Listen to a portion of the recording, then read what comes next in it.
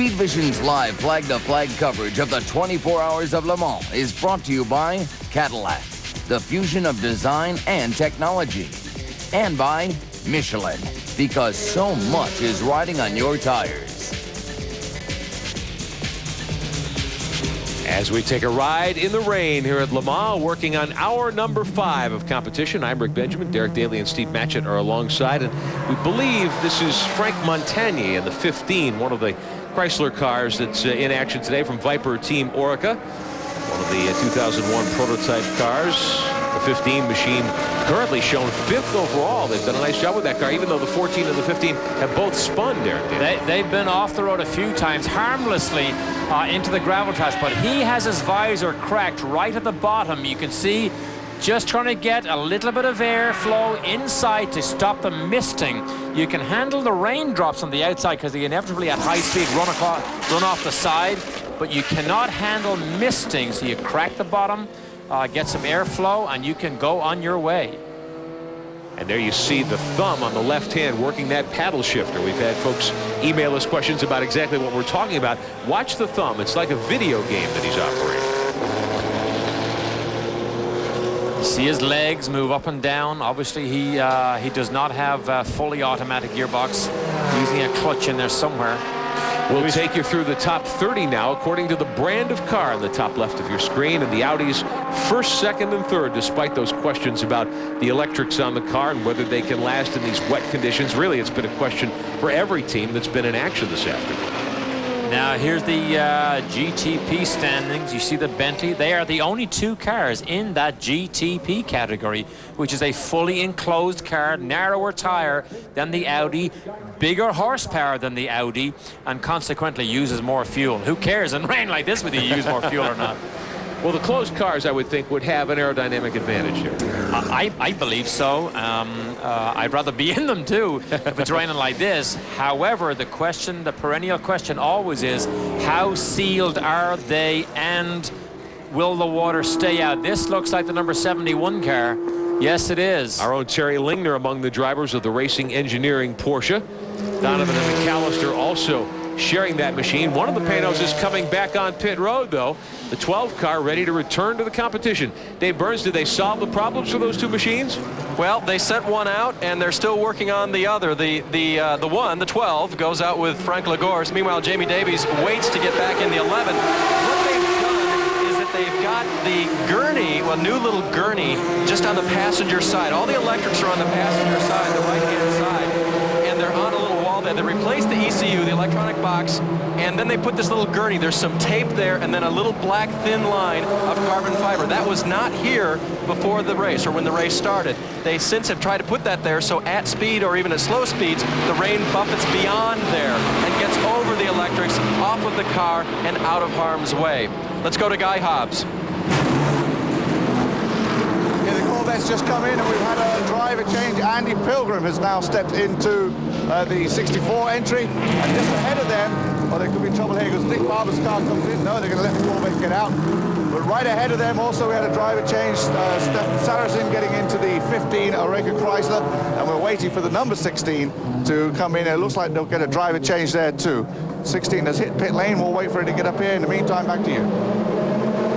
And we saw the number 71 Porsche crossways in the track. Robin Donovan driving the car at this point, but our own Terry Lingner among the 3 drivers sharing that machine here this weekend at Le Mans. One of the MGs took a little off-course excursion just a moment ago. You get a look at just how wet it is through the S's.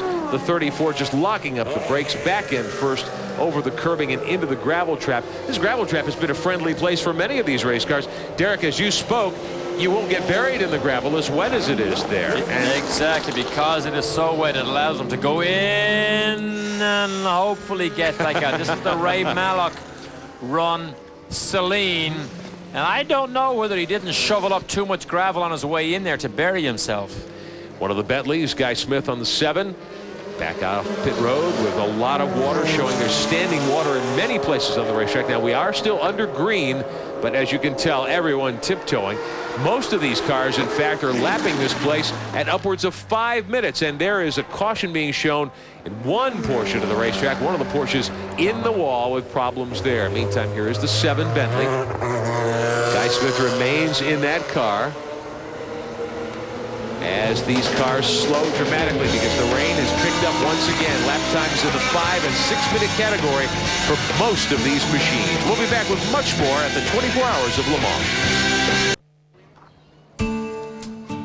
Always lovely to visit France in the early part of the summer. A few days ago, several of our crew had a chance to visit the city of Paris. The Eiffel Tower, of course, one of the scenes that dominates the landscape.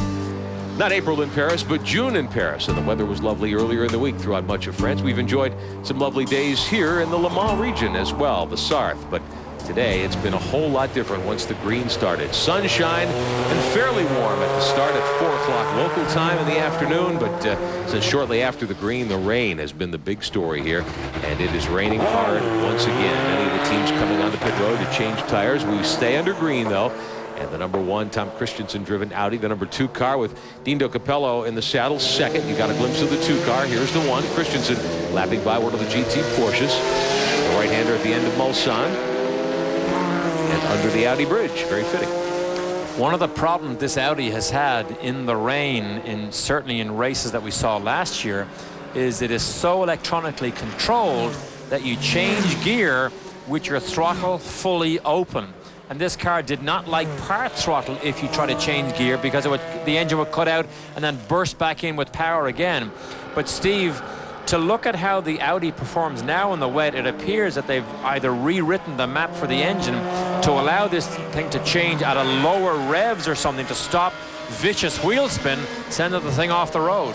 Well, there's certainly no technical reason why they can't have 2 or 3 different engine mapping systems built into the overall electronics. So the driver could quite easily change from a wet setting to an intermediate setting to a dry setting for the electronics and try and change the characteristics of the engine and the characteristics of the launch control and whatever. Could do that fairly easily. Yeah, they didn't have it last year because they got themselves in all sorts of trouble in the wet races, but they look like they have them this year. We take a look at the Callaway C12R, the Aspinalls racing machine based on the Corvette. Vic Rice, West Coast SCCA veteran in that car right now, running 23rd overall. The car had problems early on, but they have slowly made their way up through the field. They are 4th in GT and 23rd, a good top 25 showing here in the early going. 4 hours and 19 minutes into the 24 hours of Le Mans. Now, we've documented in the last several minutes how some of the Chrysler machines, the Team Orica Viper cars, the prototypes this year, have gone off course. You're on board the number 14 machine, the open cockpit version of this race car. The Vipers, of course, the Viper team ran closed top Vipers for many years, but they've kept that name even though they're running prototypes here at Le Mans this season. This is the 55, one of the Vipers in GTS in competition this weekend as well. This car 31st overall right now in the GTS category and about 5th overall in that GTS division. Back to the 14 car down one of the straightaways. And they are 2 live pictures we just showed you, and they look like completely different times of day and completely different racetracks because it is heavily wet, and suddenly the Viper runs into the heavy rain, unlike what they were in just about 5 or 6 seconds ago. Well, the course itself runs more than 8 miles here, and that takes in hundreds of acres of racing surface.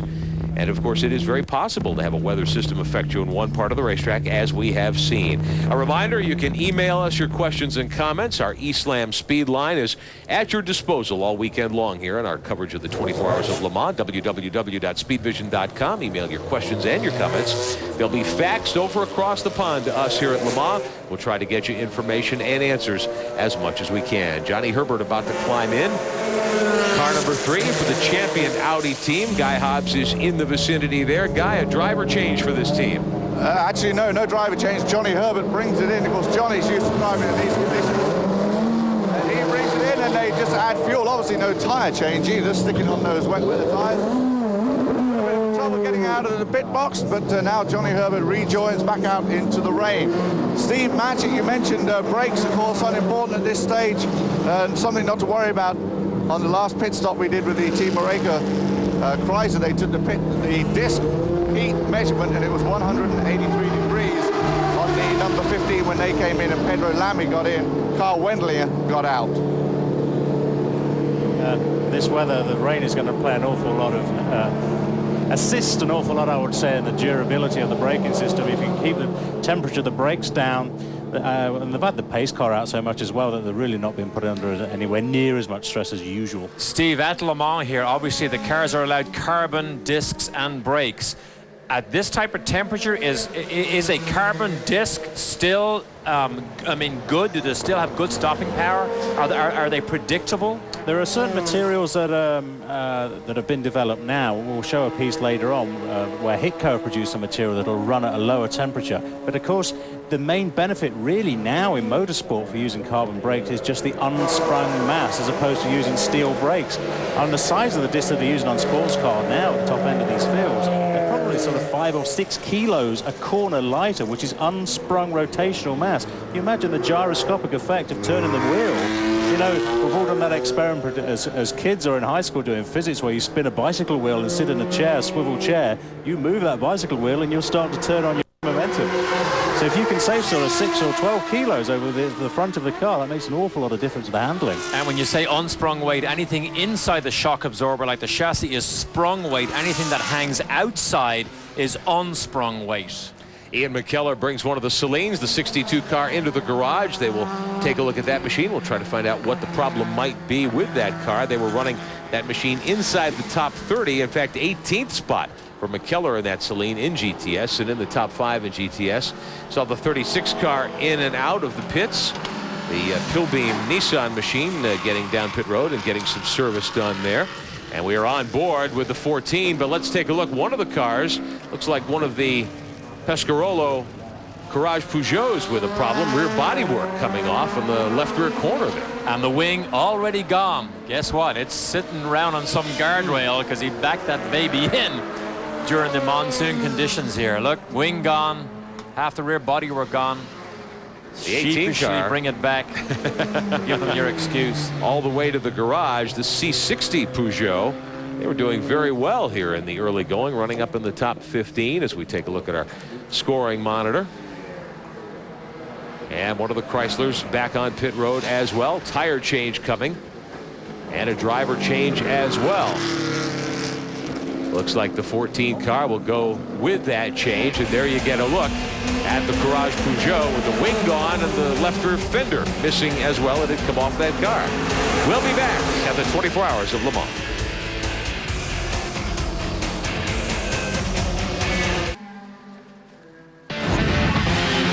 Plenty of two-wheeled action coming your way this weekend here on Speedvision. Coverage of the FIM GP 250 Sunday night at 8 o'clock Eastern. 500-kilometer event as well from Spain. Italian star Valentino Rossi didn't finish in Mugello, but still leads Max Biaggi in the 500cc championships. Tune in to catch all the 250 and 500cc action right here on Speedvision from Spain Sunday night at 8 Eastern. Now, problems for the Pescarolo Courage Peugeot machines. This is the 18 car. They are in and they are working on the rear end of that machine. Wing came off. Derek tells us that that car backed into the wall at one of the corners. Part of the bodywork came off as well. Let's go to Dave Burns. And they're going to go ahead, Rick, and work on the left rear suspension parts and everything. Go ahead and replace and pull off what has been broken and put on new and get back in this long 24-hour race. Boris de Reichenberg was the driver in the car, and so he brought it in, hopped out, and he was also looking at his legs and, you know, patting his legs like perhaps he's getting a lot of water in this open cockpit car. So certainly one of the things they're dealing with. And for Henri Pescarolo, of course, the favorite son of Le Mans and the region, La Sarthe, this is difficult as the 17 continues to tour around.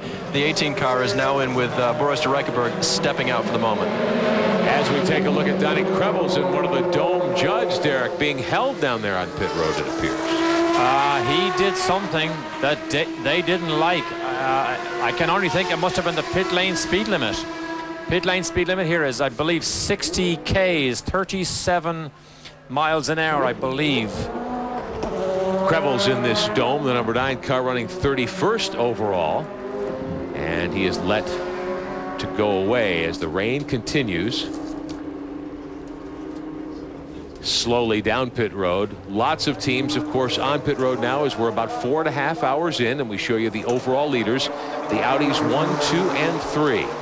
Early on, it did not look as though Audi would dominate as they did a year ago, but now they are back at the top of the leaderboard. The number 1 leading, the number 2 second, Johnny Herbert, and the number 3 running 3rd overall. So, and trouble for another of the Chryslers, the 16 car. I've lost count, Rick, how many times the Chryslers have gone off the road. I mean, these cars, it is a V8. It's an engine derived from the World of Outlaws engine, believe it or not. They only have about 580 horsepower, built for reliability, but they have an enormous amount of torque. And maybe that's what's catching out these boys. Pedro Lamy, you see him here. Now, of all the times they've gone off the road, which must be at least 6, they are still in one piece, still in good shape, able to drive through those guardrails, make simple 180 spins in the middle of the road and get away with their indiscretions. Didn't touch anything, apparently, didn't do any discernible damage to the car, and that just shows you how difficult it is to navigate here at this 8-mile course in Le Mans. Now, we've been talking about brakes and what impact on the brakes there would be, considering the fact that it's cool and wet as well. Our own Steve Matchett earlier took a look at some of the teams and what they're doing to make their braking more effective here.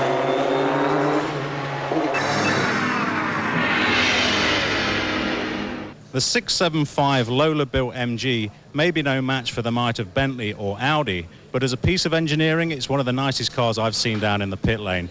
There are a lot of superb engineering details on it. Let's have a look at the braking system and how MG are going to tackle this race as far as longevity of the brakes are concerned. The brakes are much bigger in comparison to a Formula 1 car, which is my background. Formula 1 cars are restricted to 28 millimeters. These are 35 millimeters and a much bigger diameter too. The material is made by a company called Hitco, and the carbon is allowed to run much cooler in comparison to a Formula 1 car, which means that they'll last longer too. The duration of these brakes, if all goes well, should be over a race distance at Le Mans. Now, it's necessary, of course, to keep the brakes cool, just as it would be in a Formula 1 car, but because of the enclosed bodywork on a sports car, we need to put ducting on that'll attach to the front bodywork, feeding air into the middle of the upright to cool the brakes. Also, if the engineers and the mechanics need to change a corner, there is a dry brake system on the hydraulic link to the caliper, which means a quick release mechanism that you can disconnect and change the corner with no need to bleed the hydraulics. So brakes, one of the things that MG has done an excellent job on. Meantime, as the rain continues, one of the Cadillacs, and we believe it might be the number 5 Cadillac, showing 7th overall off the course and in one of the gravel traps. We take a look at the Bentley, the 8 car, up to 5th overall. The 8 has taken over from the 7. The 7 had been the strongest of the 2 Bentleys earlier, but now Eric Van der Poel, who stayed in that car through what would have been a driver change a few moments ago, he has brought that car to 4th overall, 2 laps behind the leading Audi of Tom Christensen, and leading, of course, in GTP. So the rain continues to fall here at Le Mans. Worse in some parts of the course than in others, as you can see under the Audi Quattro Bridge. We'll be back with more here on Speedvision.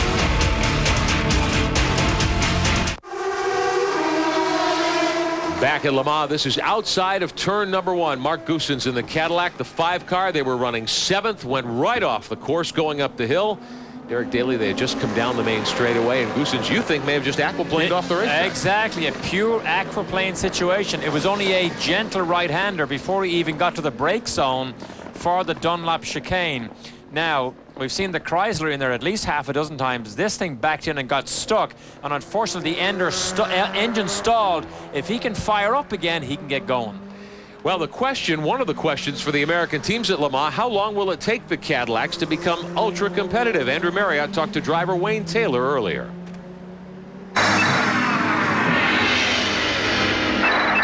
Wayne back here with the Cadillac, but many changes since last year. Yes, it's a brand new ball game. Obviously, it's the second year of a 3-year program, but Team Cadillac have had some changes, as you know. Nigel Stroud has come on board to basically start with a clean sheet of paper to design a new car for 2002. And this year, we're going to effectively run the same chassis as last year, obviously updated, and we have different tires. We're going to be run by Dams for the Le Mans 24-hour this year, and same all the 4 Dams drivers from last year, and then Max Angelelli and myself from the old factory program. The engine has been upgraded, uprated, A different transmission, I believe, different suspension. Yes, the engine, they've gone to a flat crankshaft. The main thing, it sounds so much better than it did last year, but they took a very big step, a lot bigger than I was expecting them to take, because last year the engine program was very reliable, and I hope that we have the reliability we had last year, because we certainly have more power, but you know, more power, sometimes you can have a problem with reliability, so they're working on that. Yes, the suspension had been rebuilt, all the uprights have been redone, but basically the chassis is still the same, and just lots of changes and, you know, lots of new faces.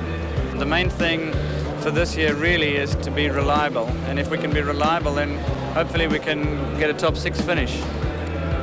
You feel it's going in the right direction now? Yes, you know, you always learn every year, and we learned a lot from last year, and we have, you know, there's a big commitment from Cadillac and certainly from General Motors and from everybody, and you know, these programs take a long time, and I'd still say that being a second year, we're not in the year to look at being up front yet, but I would assume that next year we should be looking better, and probably would say it would need another year after that. Champion Wayne Taylor, one of the stalwarts for Cadillac. Let me give you an idea of the rate of pace increase of the Audis over the last 3 years.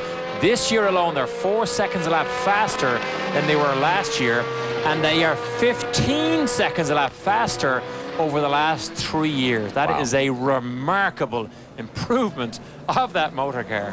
And if Cadillac can see similar improvements over the next couple of years, they'll be in the ball game very soon. One of the teams we're following, of course, the Salines, U.S.-based cars. The 62 car has done well, running 21st right now, and Dave Burns has more. I'm standing by with Ian McKellar, who just hopped out of the RML Saline. That's the number 62. And he and Bruno Lambert won earlier this year in the European Le Mans Series at Donington Park. That's a story he will tell for a lot of years, that win in the Saline. But he's going to tell another story which doesn't have such a great feel to it. Tell us what happened as you were heading toward Tête Rouge. Well, there was a big stream running through the S's. It's probably about maybe 4 foot wide, and I lifted off the gas and it stuck maybe a little bit, so I just thought it was one of those things. So we got down to just before Tête Rouge, round to the right and down the hill towards Tête Rouge.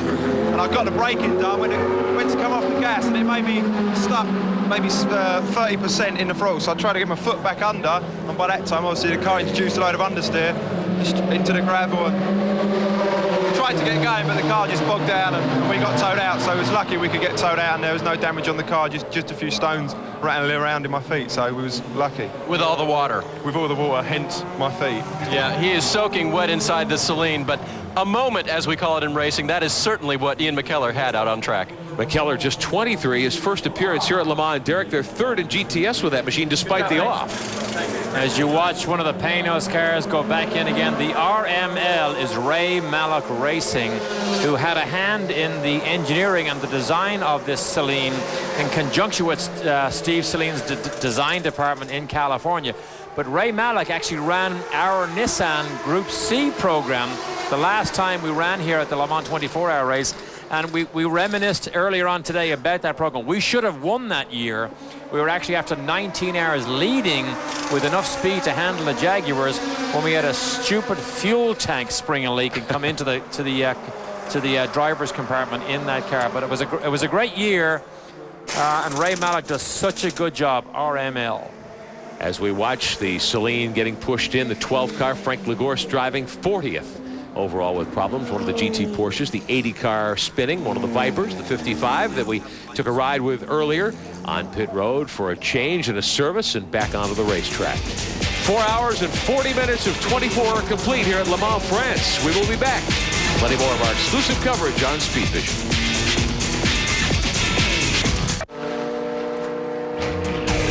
No, we are not racing unlimited hydroplanes. Rather, it is a very wet 24 hours of Le Mans. I'm Rick Benjamin, Derek Daly, Steve Matchett topside, Dave Burns and Guy Hobbs patrolling pit road for us with their galoshes on because it has been pouring for much of the past 2 hours here. It has been a very, very wet early time here at Le Mans. Derek Daly, 4 career starts here with 2 of the best teams ever seen here, the Jaguars and then the Nissans. And what are we going to see here?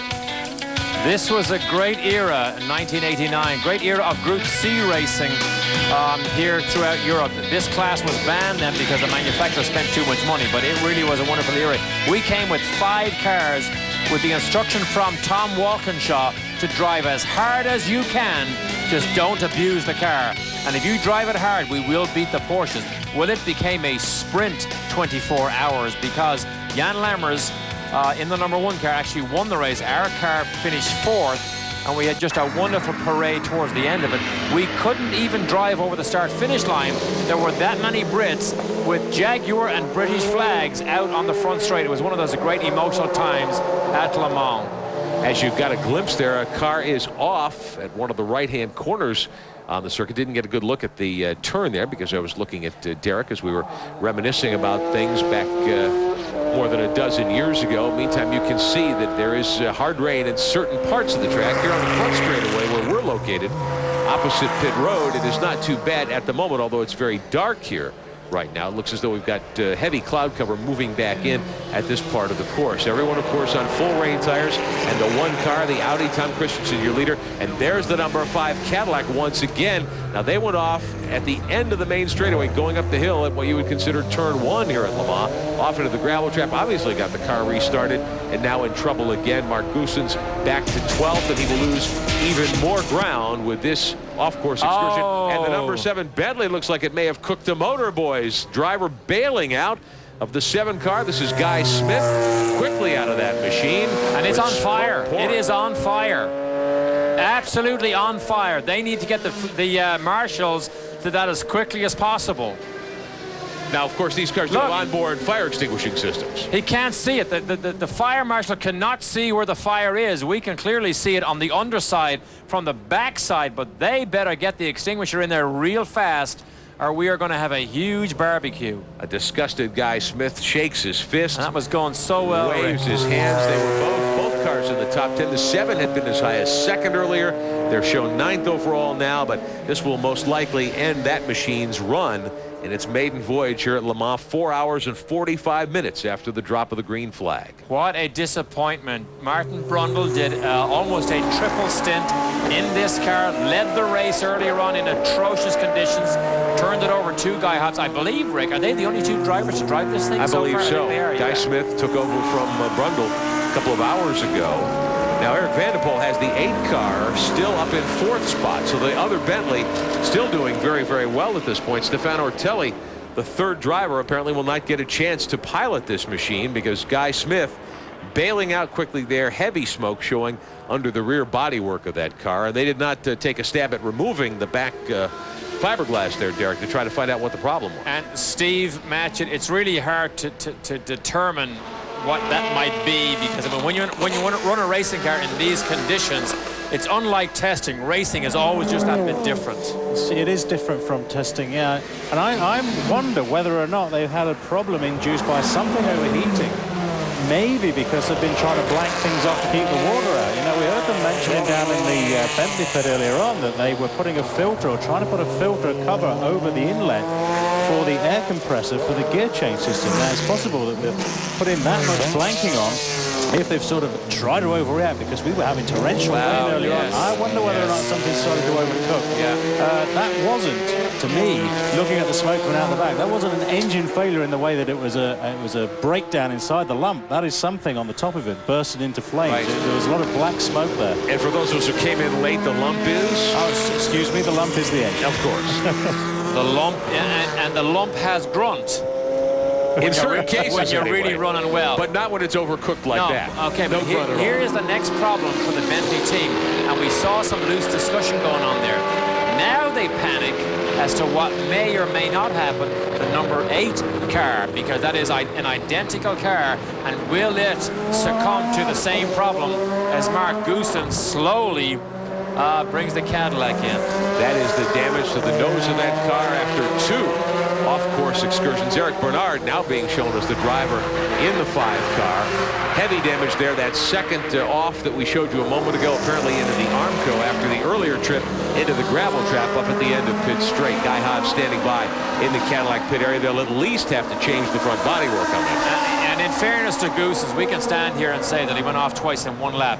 you never know the type of damage that could have been done dragging that car backwards through the gravel trap. But you know what? That is not going anywhere. No. That car is about 18 inches shorter. I doubt that thing will go anywhere else. Guy, you're there? Yeah, Mark brings it in, and immediately, obviously, they're backing into the pit area, or the garage area, where they've been waiting for it with jacks and everything else. Front left is severely damaged, and obviously you can see the bodywork damage on the whole front end there. Also damage to the right air intake on the right side. The left wheel completely locked up, and suspension damage to the left front, so that's going to be a long repair job on the 5 Cadillac, as the 6 Cadillac also waits to come in. Looks like we're going to drive a change on that one. And immediately the crew for Cadillac go to work. The driver steps out. This is going to be a long stop for these guys. And so as the Bentley goes down, the Cadillac has its problems too. 36-year-old Eric Bernard climbs out. He just about knocked the left front wheel off that car with that trip into the Armco at the right-hand corner at the end of Mulsanne a few moments ago. The Bentley team trying to determine what is the situation with the 7 car. We will be back here at Le Mans.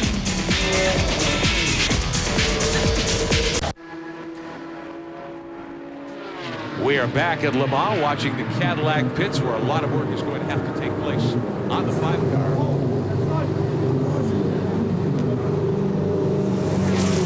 And we take a look at the leading Audi down one of the straightaways, lapping by one of the GT Porsches. More action in the Cadillac pit area. Driver change in the 6 car, and a lot happening in the MG garage and pit area as well. Let's go to Guy Hobbs. Well, 90,000 fans have come over to France from England. Their hopes resting now on 2 British entries, the MG and the 1 remaining Bentley. Mark Blundell has just stepped in. They've changed steering wheels as Kevin McGarity got out. They changed steering wheels, and they changed the mirrors. It looked like Mark was able to go out, but now there's trouble at the back left-hand side of the car. A couple of mechanics underneath. Whatever it was, they seem to have solved it. And the former kart driver, Formula 1 driver, Mark Blundell, the previous winner here at Le Mans, he's trying to get out, but the Celine has come in, and that's cost him some time. And also the 6 Cadillac has made its way in. Very busy, 62 Celine. And they have missed their pit a little bit because of the MG was sitting right there, and so now they go to work on the 62. Doesn't look like any driver change. Actually, no fuel or anything going in at this point either. Just downloading some info on the computer at this point. We'll try and find out exactly what's going on with that entry.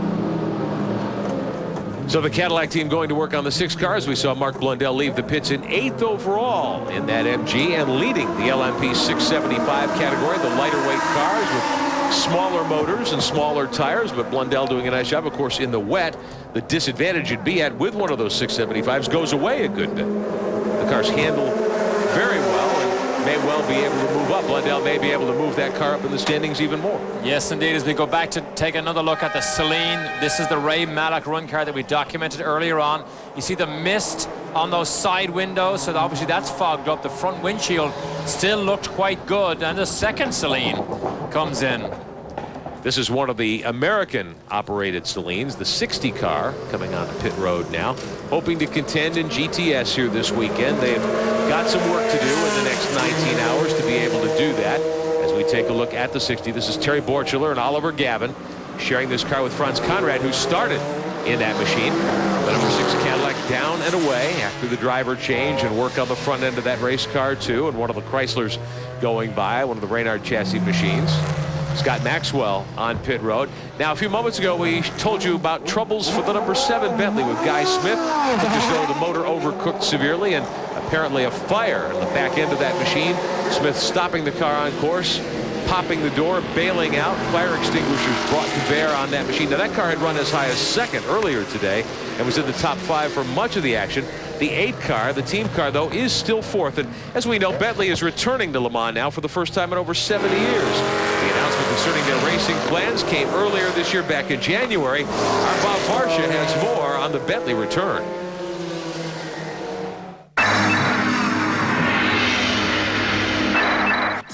Back in January at the North American International Auto Show in Detroit, one of the most respected names in car building, Bentley, announced a return to the racing arena beginning at the biggest race of all, Le Mans. Ladies and gentlemen, the Bentley boys are back. Please welcome Butch Leitzinger, James Weaver, and Andy Wallace. The program actually marks a return to Le Mans for Bentley. The brand had great success at Les Sarthe in the 1920s when the big cars in British Racing Green posted 5 victories. Perhaps the most memorable came in 1930 when Sir H.S. Tim Birkin, at the wheel of his 4.5-liter blower Bentley, pulled off a high-speed pass on Rudolf Caracciolla's Mercedes SSK on the Mulsanne Straight with 2 wheels in the grass. Bentley's plan is to revisit that kind of glory, giving the state-old brand a sportier image and selling more cars to you and me, assuming we can handle a sticker price akin to buying a new house. I think we have a job to do over the next few years of making sure that Bentley is a very well-known brand throughout the world, that the attributes that one associates with it are very clear. And this is a tremendous opportunity for us to get on a world stage, truly world competitive. The first year we'll be going to race in France, then hopefully, if all works out right, then we'll be in the States, Petit-Le Mans, Sebring, Daytona, we'll be in Japan, and we'll be spreading the word throughout the world. What there is behind me is a car that is completely new, from ground up, shares nothing with anything, except for the first year, the engine block, which is from the race-winning Audi team from last year. But in parallel, we're developing a new race engine, which is unique to Bentley, and we very much hope we can put that engine in the car for next year, or worst case, the year afterwards. And that engine, how can I say, will have a lot of connection with the products that we launch in the future. Once upon a time, Bentley's motto was, "There's no substitute for leaders." The stuff of dreams for the new Bentley boys. I think as we look at Butch Leitzinger here about to get back into his Bentley, the most amazing thing, that's John Wickham there on his right side, the team manager. The most amazing thing about this race at Le Mans is the history it creates, not for itself, but for these car manufacturers. It is 71 years since the Bentley factory last raced here, where they won 3 years in a row. Yet those 3 wins in a row created such a foundation of history that the Bentley boys have been famous ever since. And now when they're back 31 years later, they have created such an enormous emotional impact. Now that 8 car, their team hopes ride pretty much solely on that machine, but it is 4th overall with Eric Van de Poel up. And you saw Butch Leitzinger about to climb in that car. Dave Burns, what are they saying down there in the Bentley garage? Well, as we hearken back to the days of Bentley of old, that's kind of the conditions Guy Smith was running under before he had his problem in the number 7 Bentley. They were really having trouble with communications with Guy. So when I spoke to the team, I spoke to Dave Ward, the crew chief, on the 7 car, being driven by Guy Smith. He told me that they could not hear anything from Guy. So subsequently, any report just prior to or immediately after the fire was unavailable, so they have to wait, and of course they're getting no data from the car, so they had to wait. They will have to wait until tonight. They sway all the way back around to the Bentley garage to find out exactly what happened to the number 7 car down. They're just scratching their head, and as you say, putting their hopes on the number 8. And I think you can see on the faces of some of those team officials and crew members there, just the frustration of that, not being able to communicate with their driver, not knowing what may have happened to the other car. Leitzinger, though, very capable driver, as you know, and about to climb on board the number 8 Bentley and try to get that car further up in the rankings. But it's an all Audi show at this point as we close in on the 5-hour mark here at Le Mans. The number 1 car, Tom Christensen, still driving as your overall leader. The number 2 Audi runs second. We'll be back.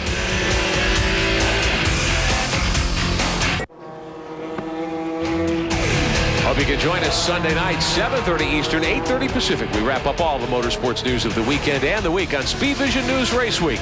Bob Varsha, Bill Patrick, and yours truly join forces weekly to keep you updated on all the important news in racing. Speedvision News Race Week tomorrow night, 7:30 Eastern, right here on Speedvision. Bill Patrick will be holding down the fort tomorrow night as we are, of course, in Le Mans. The checkered flag will fall locally at about 4 o'clock tomorrow afternoon. 10 o'clock Eastern time in the States tomorrow, but Race Week tomorrow night we'll have a full recap of the 24 Hours of Le Mans, the 69th renewal of this great motor race. Something that's worth mentioning because you can see the tracks down the road. These are, oh, did you see that there Sure with did. the Audi? Christensen got loose coming out of that These corner. are the public roads. Yeah. So half of this track is public road, the other half is Purpose-built racetrack. purpose-built racetrack. But you can see the tracks where the regular cars on a regular basis and trucks drive down these streets.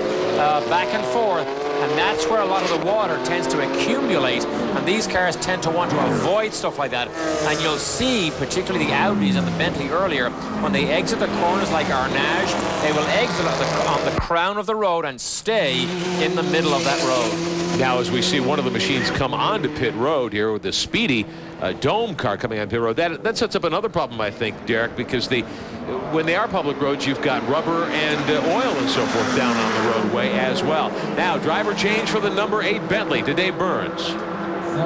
John Wickham, the team principal, just mentioned something to Eric Vanderpoel before Butch Leitzinger got in, and now Eric is helping Butch strap himself in as well as doing whatever John told him to do. He yelled right in his helmet right before he went in there, and perhaps told him something extra to do to help Butch in this situation. And right now he's explaining something. Yep, you can see Eric is explaining to Butch Leitzinger a few things inside the car. Again, they've been having some puddling problem inside, and of course there are difficulties with the electric.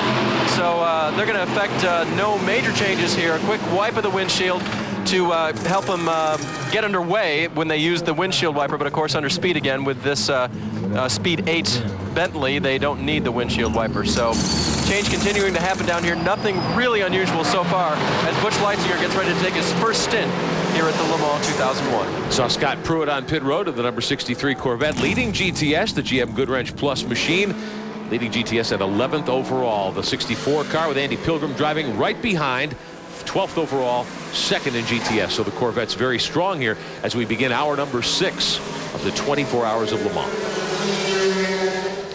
I know this is not a nice time to jump into the Bentley, but Butch Leitzinger has plenty of experience in these type of racing cars in wet weather conditions, and I will assure he will be very careful in that car. I want to find out about the situation with the Saleen team, one of the American-based teams, and several American drivers on that crew as well. Guy Hobbs standing by with one of our favorite drivers, Terry Borchler, out of Phoenix. Yeah, just to update you, the 62 Ray Mallock Saleen, their problem was they were steaming up on the inside, so we brought it in because he couldn't see anything out of the window. Oliver Gavin just brought in the Saleen with Terry Borchler being a teammate. You're currently running 4th, but it looks like Oliver wanted some more rear wing on the back, and you added a wicker bill, cleaned up the windshield, and is having some radio problems too. Yeah, it sounds like he got maybe one of his earplugs pulled out. I'm not really sure. Running 4th right now. We just saw the lead Corvette make their stop. How do you think you guys can fare this thing out with this weather as well? Because even though you weren't driving it earlier this year in Lime Rock, we know the Saleen had problems with water. Yeah, that's not going to be an issue here, we don't think. I actually checked into that, and it was something unrelated. It was a loose starter wire. It's a little unfortunate that we're running 4th, but it's a long race. I mean, the way this thing's going, we're not going to give up. Enjoying your first run here at Le Mans? Yeah, it's fantastic. The track is fantastic. The people are great. The experience is a lifetime experience, and I just thank God that I'm even able to come. All right, Terry Borchler currently running 4th in that GTS class. I mentioned the leader was in, and just one other note from right next door, the 5 Cadillac that came in after the tow, they have put the covers over that one. It looks like that could be the end of the day for them. As you continue watching our pictures here from French television, I just want to make a note or tell you a little bit about that Saleen. The Saleen GTS car, there was some controversy when that car, which almost looks like a purpose-built racing car, was introduced to GTS. The ACO here in France has told Steve Saleen on many occasions that that is the type of GTS car they envision racing at Le Mans in the future. So the homologation of it being a road vehicle will be carried out because Saleen is currently building the road vehicles. Steve believes they will be ready to be delivered to some 14 customers at the moment at the end of this year or through the first quarter of 2002. But that GTS car is what the ACO here at Le Mans had envisioned as being in that class. Tom Christensen remains out in front in car number 1, the Audi, going for his 3rd win in the 24 Hours of Le Mans. The number 77 GT Porsche, 3rd overall in that category. Gunnar Jeanette climbing in. We'll be back at Le Mans.